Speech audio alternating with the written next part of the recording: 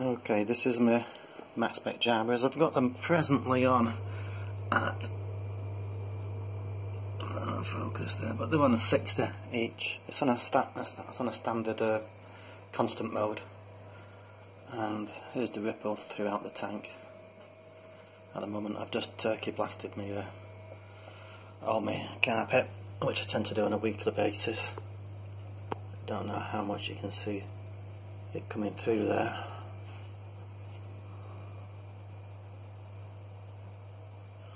Put the flow, you can see there we're getting a real good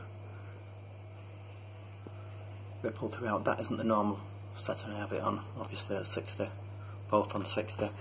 You can quite easily adjust them up, and if I just put them both on 100.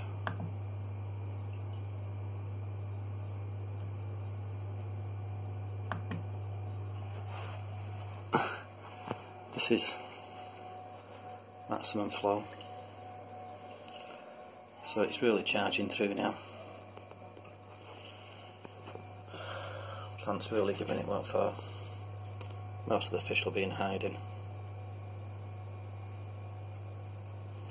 To show you on the other side, I did have it on quite hard the other night, and it managed to pull some of my Vestidium moss on, so I had to tie that back down with cotton, but I'm sure that'll settle when it's been on a while. As you can see there, it really gives everything a good shake,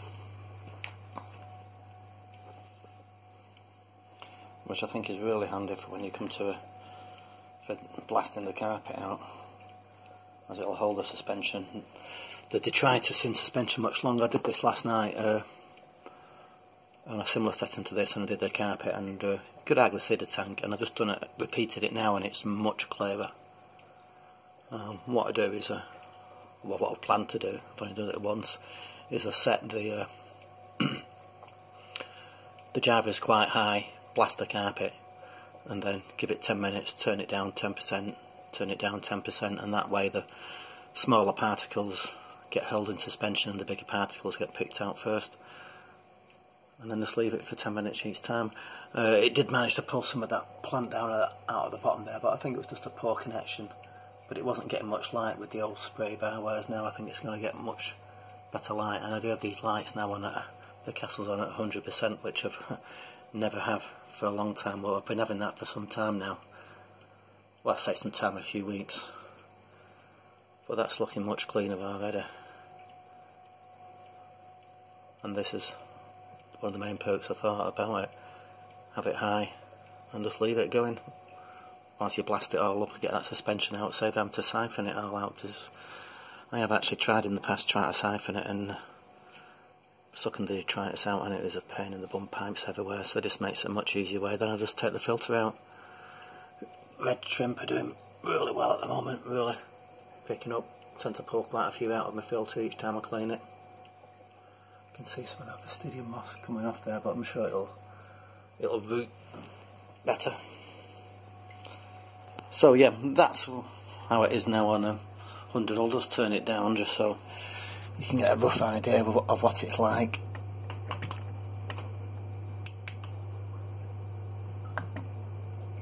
It takes a little bit of getting used to, so what I normally have it on,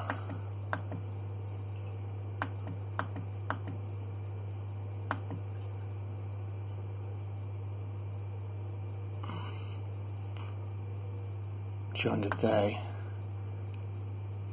is this.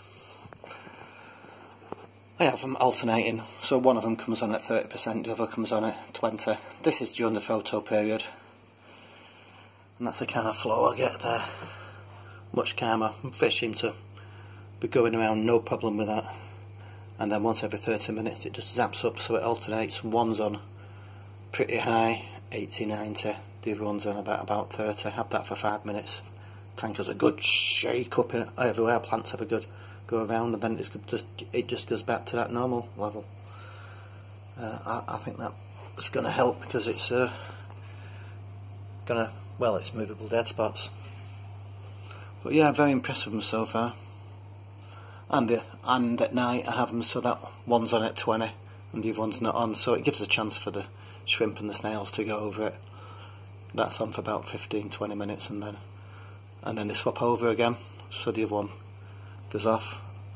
Do plan to raise this up much higher. I don't think I need it right to the bottom. I'm not sure it's going to affect the CO2, but a much shorter one should enable me to improve this carpet down there, because I'll be getting more light. Yeah, but very impressed with them so far. Only thing I'd say, what would be nice would be if it's a shame the controller doesn't link to the PC, a bit like the TC420s do, the way you can do your profile off that. I think that would be a big plus for just the programming side of it, to just run a USB cable or Ethernet cable over to it, plug it in, it would just make the program out of it much easier.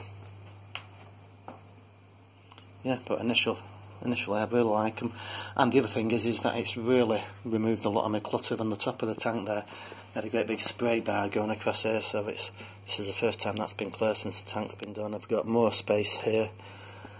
Yeah, the liquid CO2 has put a bit of staining over there over the 2 years it's been up virtually, and I can just access it. The hood I can get off in moments because I haven't got this great big pipe to take out.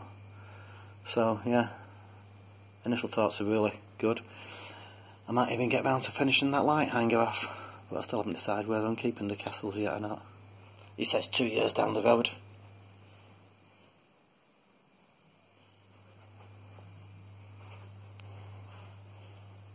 Yeah, would I recommend them? Well, at this stage I'd say yeah. The total price of it was 350 quid, but then again, if you think of it the other way, the Hayheim 3000 plus cost me about 150 quid or something like that anyway, so it's only the price of double of them, and 2 outputs of them is only 6,000 litres per hour, non-configurable, whereas these you can have them configured separately in 10% increments of power, and a schedule. You know, you can have 24 different schedules on that, where it changes the profile over to different outputs. So I think, yeah, well worth them.